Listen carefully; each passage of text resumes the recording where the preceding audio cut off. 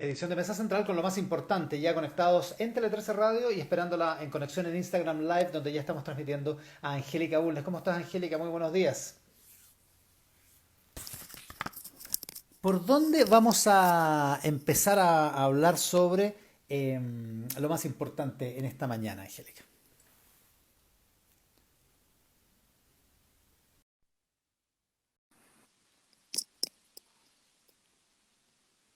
Sí, vaya qué número. Increíble, es un 60% de incremento respecto al último reporte. En total ya hay 34.381 contagiados, 346 muertos, lo que significa un aumento de 12 personas muertas en las últimas 24 horas desde el anterior reporte. Bueno, y frente a las cifras, la moneda hizo lo que muchos estaban pidiendo desde hace un tiempo y que el gobierno había evitado, la cuarentena total para 38 comunas de la región metropolitana a partir de mañana viernes a las 10 de la noche, cuando empieza el toque de queda. Es toda la provincia de Santiago. Toda la provincia de Toda Santiago la más seis provincia. comunas, más otras seis Exactamente. comunas que están alrededor. O sea, queda afuera Lampa, Colina, pero básicamente es casi toda la región metropolitana. Y la vocera de gobierno, Carla Rubilar, dijo que están tomando esta decisión antes de que colapse el sistema de salud.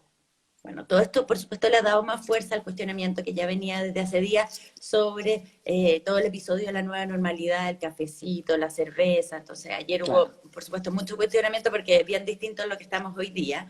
Y el ministro de Salud viene entrevistado hoy día en La Tercera, la entrevista a Rocío Latorre, y ahí dice, está interesante en la entrevista, dice que el contexto sociopolítico del país tras el 18 de octubre ha dificultado la llegada del mensaje de autocuidado a la ciudadanía y admitió que la rapidez del brote obligó a acelerar los planes que él tenía contemplado para junio. O sea, él pensaba que en Sí. junio iba a tener que llamar como a una cuarentena total, pero que eso obligó a apurarlo.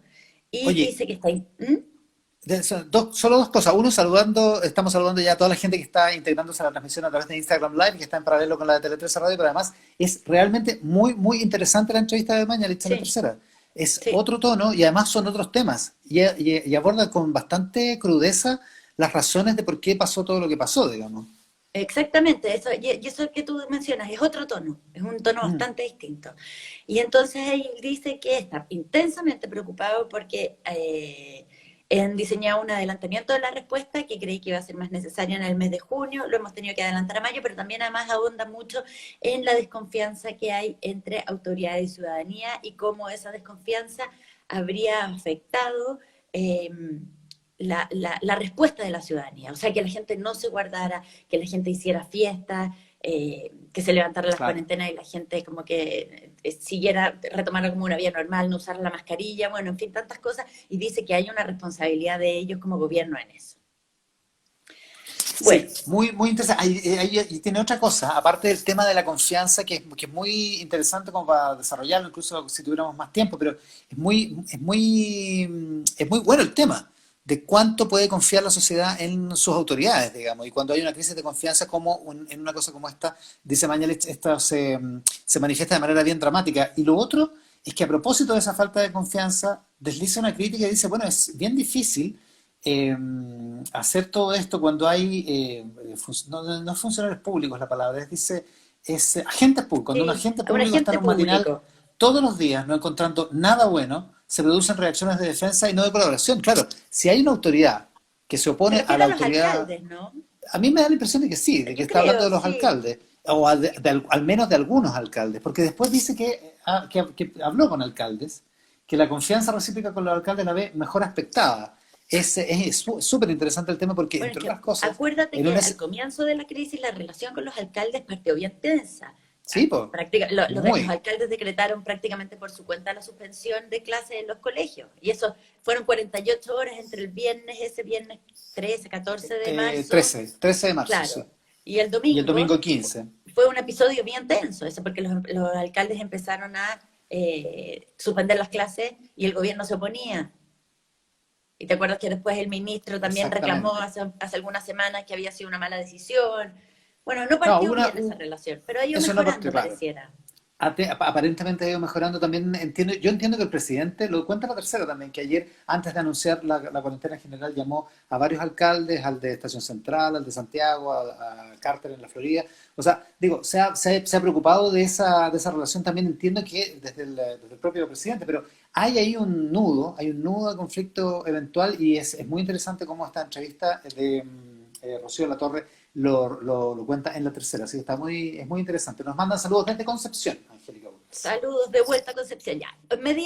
Entonces, se decreta la cuarentena prácticamente total en la región metropolitana y entre las medidas también se decretó un confinamiento obligatorio para todos los adultos mayores de 75 años. Esto, además de los que entran en cuarentena, ya están o entran en cuarentena. Eso es a nivel Claro, nacional en todo el país. Eso antes exactamente. regía para los mayores de 80, si no me equivoco. Y ahora es claro, y ahora es para los de Ya. 75. Exactamente. Este es el desafío sanitario más importante de la historia de nuestra ciudad, dijo por su parte el intendente Felipe Guevara, que explicó que esto va a afectar a cerca de 7 millones de personas, probablemente a los que están entrando ahora en cuarentena por 14 días, porque 14 días es lo que se necesita para cortar la cadena de contagio. O sea, hay que irse haciendo el ánimo los que entran mañana en cuarentena, que probablemente sean 2 semanas. El ministro de Defensa, Alberto Espina, anunció la presencia de miles de policías y uniformados y una meta diaria de patrullaje. Dijo, se está estructurando un completo plan que involucra a más de 14.500 integrantes de las Fuerzas Armadas, Carabineros, la PDI, con el propósito de ganar esta batalla por la vida, como le llamó.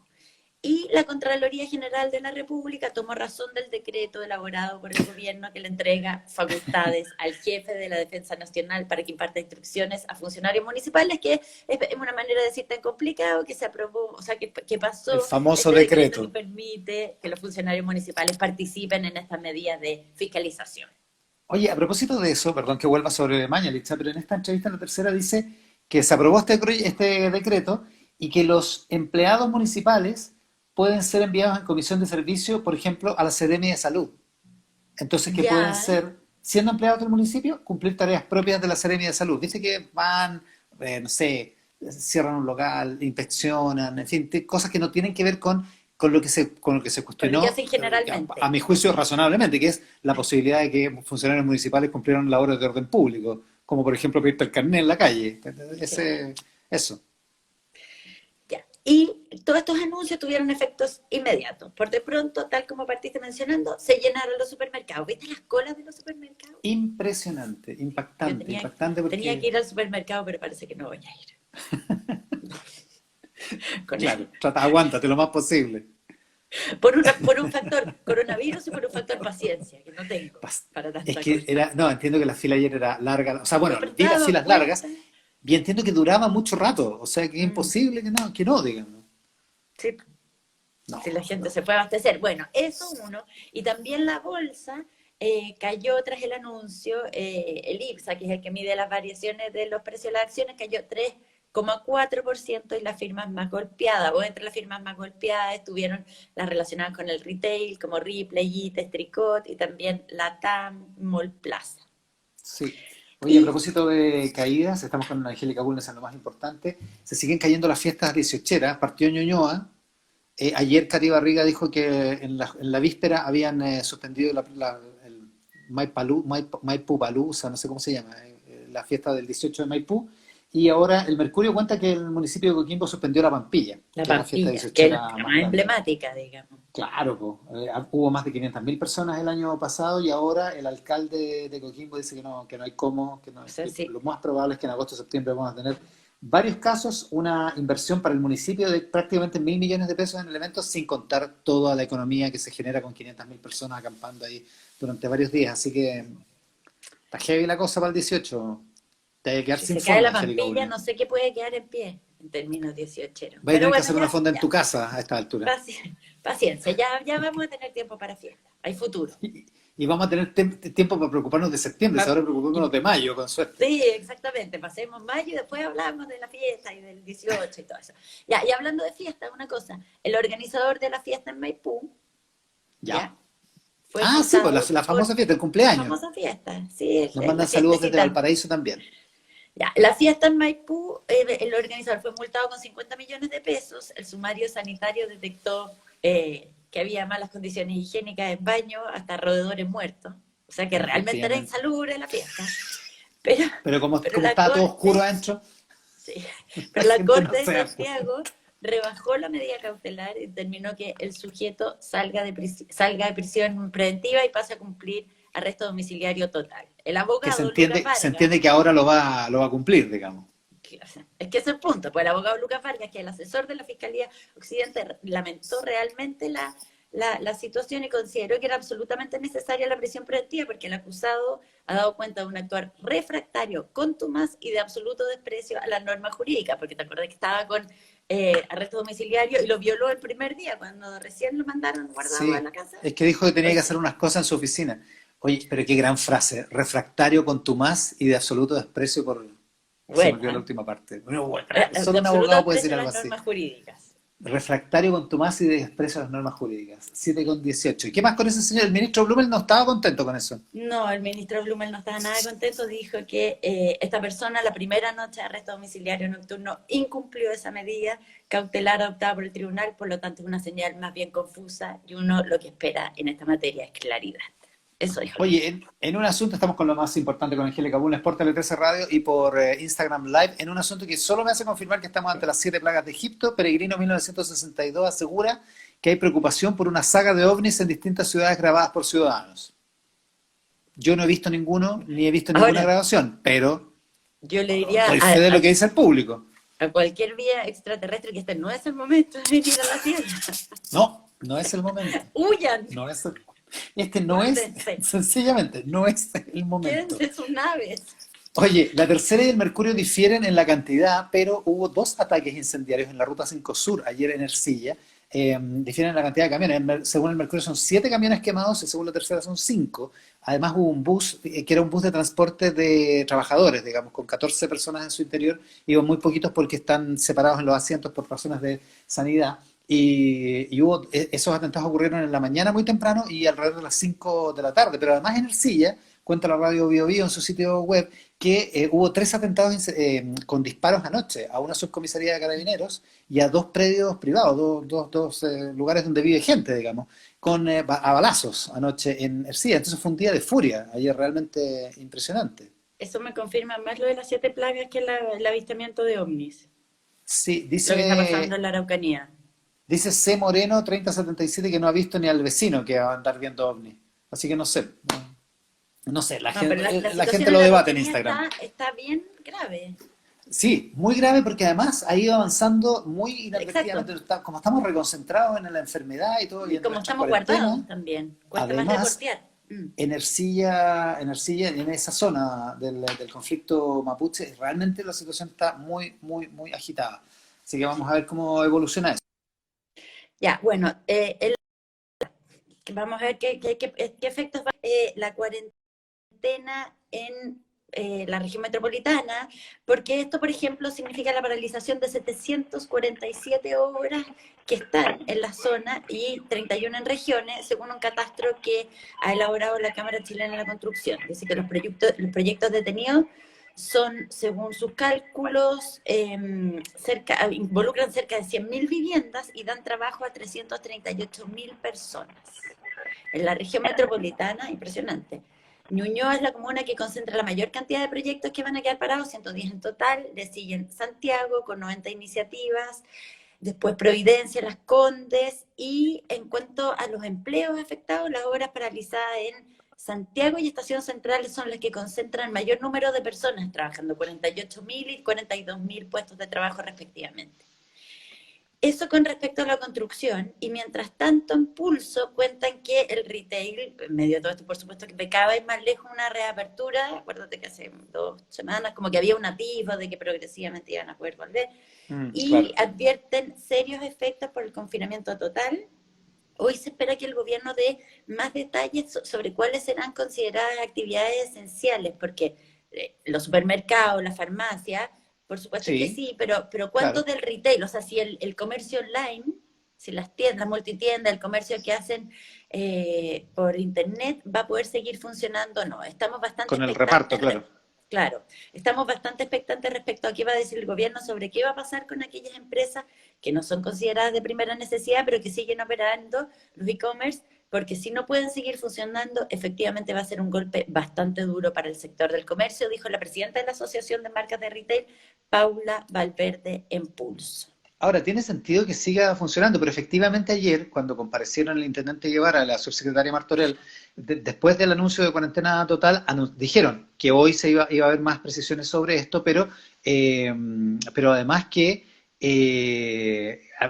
iba a haber un cierto anuncio o reflexión, o podría haber algún cambio en términos del delivery. Y eso podría incluir ya no el delivery de las pizzas, digamos, sino también el del comercio electrónico, que podría ser una cosa. Oye, Bueno, dice el Peregrino 1962 que me mandó a mi Instagram grabaciones de los ovnis, así que las voy a revisar después cuando termine el programa. y después me haces ¿Ves? un reporte completo mañana. Yo te voy a hacer un reporte. A mí me encantan los ovnis, sí, así que voy a ser muy feliz viéndolos. Ojalá que se vean Excelente, bien. me parece. Ya. Oye, Eso, con el 7,23. 70%, ¿Qué no, más más? importante, Ah, perdón. con el 70% de la actividad de la región metropolitana parada, se prevé que el IMASEC de mayo caería Sí, hasta el 15%. Eso dice Pulso y el Mercurio dice hasta el 20%. Porque la exacto. Que capital hay... aporta más del 40% de la actividad económica nacional. Así que, así Oye, estamos. ¿supiste algo de una fila de autos en la ruta 68 hacia la playa? Dice Clau Paredes que hay No, una fila de autos. Que yo sepa no, digamos, pero no he visto ninguna referencia en ningún medio de eso, así que no sé. no, yo tampoco, no había escuchado nada. Lo que sí he escuchado en los últimos días es que los controles sanitarios están operando mucho y que además son lentos, que paran a cada auto. Sí, pues, Eso, se paran a cada eso, rato, sí. mm, eso he Oye, hay una escuchado, carta pero hoy día en el Mercurio 7,24 que se llama Espacio Fiscal. Está firmada por Álvaro Díaz, que es ex subsecretario de Economía y también es uno de los fundadores del Foro para un Desarrollo Justo y Sustentable, que son los que desafiaron la idea del gobierno de que el espacio fiscal es muy estrecho para aumentar el gasto. Y él contesta una editorial del Mercurio, el ex subsecretario Díaz, donde dice efectivamente dice dos cosas que sacan roncha probablemente en Hacienda. Uno, que las medidas adoptadas por el gobierno son muy modestas y que hay mucho retraso en su implementación. Bien probablemente en el gobierno piensa en otra cosa, pero bueno. Pero finalmente termina diciendo que es irresponsable la idea de guardar cartuchos para mañana, en abierta alusión a lo que el domingo pasado dijo el ministro Briones en Mesa Central. Dice que no hay restricción presupuestaria infranqueable y que el espacio fiscal no puede ser limitado por razones ideológicas, ni menos para evitar una futura reforma tributaria. Esa es la afirmación de Álvaro Díaz y es muy interesante además porque el ministro Ignacio Briones va a estar entrevistado en el siguiente bloque de Mesa Central, así que vamos a poder contrastar ya, o sea, le ese punto de adelantaste la vista. pregunta, ya sabe el Sí, ministro. sí, probablemente. No lo he visto unirse en Instagram Live, no sé. No, No sé pero si estará es que pendiente. seguro nos está escuchando. Eso sí, no sé si está en Instagram, pero sí por lo menos está No, por Teletresa Radio. pero es siete verdad, con pero claro, para que lea la 26. carta. Ya, ¿Qué más es lo más importante?